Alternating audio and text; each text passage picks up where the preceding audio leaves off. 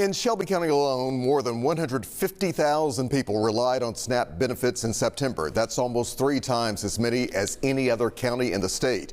With those benefits on hold for 3 days already, thousands of local families are facing uncertainty. Here to weigh in on the impact the shutdown is having here at home is Memphis City Council member Dr. Jeff Warren. Dr. Warren, welcome back to 3 at 3. Good to see you as always. Good to see you, Alex. Let's start with this. Nearly 690,000 Tennesseans rely on SNAP benefits each month. Shelby County, the hardest hit of any county in the state. What are your thoughts about what's going on with these benefits? You know, we've got what I call the big bad billionaire bailout bill that just got passed by our Congress. And I think it's a sign of the damage that we've done to our democracy by gerrymandering all of these states to where what ends up happening is nobody in Washington thinks they need to negotiate. All they need to do is hold the line against them, against us, instead of all of us together. But at the same time, you will have some Republicans saying this big, beautiful bill, as some call it, is about accountability. Well, it is. It's going to make sure billionaires get their money. You know, right now, the only people accountable are the poor people who are getting SNAP and maybe getting half a SNAP because a judge ordered it. So if you're the minority party and you're not in a government that's negotiating and trying to compromise and figuring out what's the best for our entire country, what you end up doing is you end up taking the minority party, and the only power they have is to do something like the Democrats are doing now, because if they didn't, millions of people are going to lose their health care, and wait and see the other people who are having to pay for it, how much it's going to cost, all while billionaires get a big tax break. But let's talk about potential safety nets out there, maybe on the state level, even though I know we're talking about a federal program right here, now we do have state money. Yeah. We have state money that was for poor families. And there was a great editorial by Jerry Green in the Commercial Appeal this Sunday. I recommend, if you haven't read it, read it. But essentially it says we've got enough money to bridge the gap with SNAP if we use that state money that was given to us by the feds. But let's put it on the table here. Will that likely even happen? Well, you know, if we actually negotiated and we talked to people, you know, I think our governor did a really good job bringing in, the way he brought the National Guard in was, you know, much better than you've seen other places, because he asked them in.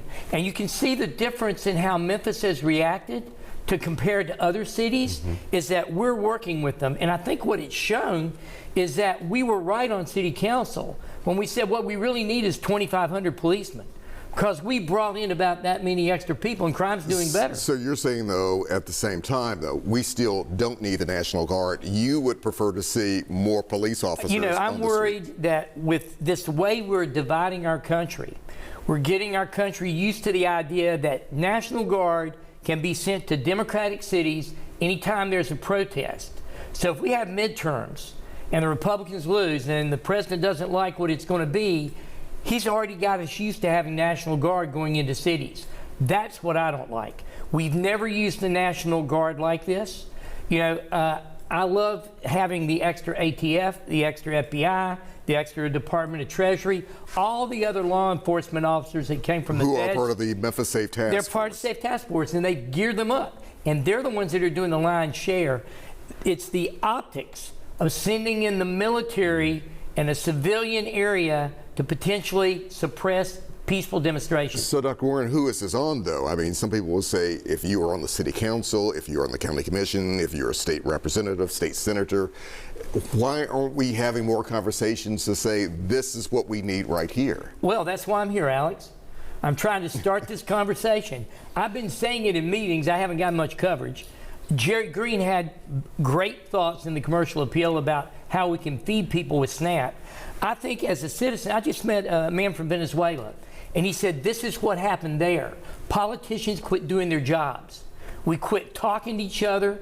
We quit compromising. We quit negotiating in Venezuela, and everyone just said it's my party or nothing, and it was the party that ended up getting the most votes at the end has it forever. That's not the best way to do it, because we know as a country we've done better when we flip back and forth between Democrats and Republicans and hold them all accountable. If we get to where we can't hold this party accountable in the White House, we're in trouble. I mean, we just lost the East Wing. I'm just saying, what's next, man? But when it comes to actually bringing people to the table, do you really see this honestly happen? You know, I think the vast majority of people who run for office in this country do it because they want to do the right thing. I am sure 98% of the people that are in our state legislature are doing it for the right reasons. They may see things differently than I do, but that doesn't mean that they're wrong. It means that we need to talk. You know, I may learn something from them. I've learned that on my time on school board, my city council. You think you're right, then you talk to someone and listen to them, and by golly, you know what? There's more than one way to look at something. There's a way you can fix it together.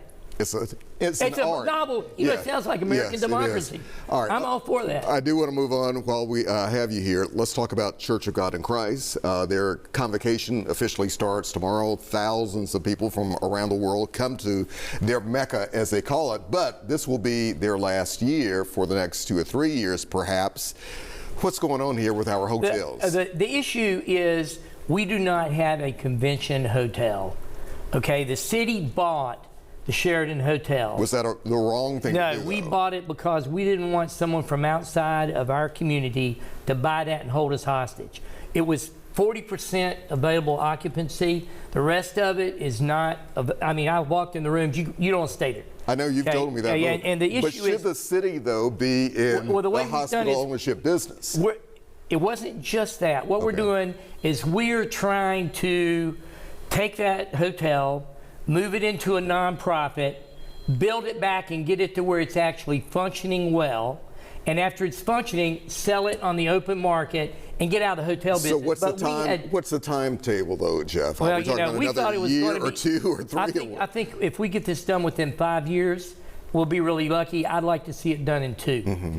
But you know, we're getting ready to experience the new economy, the tariff economy.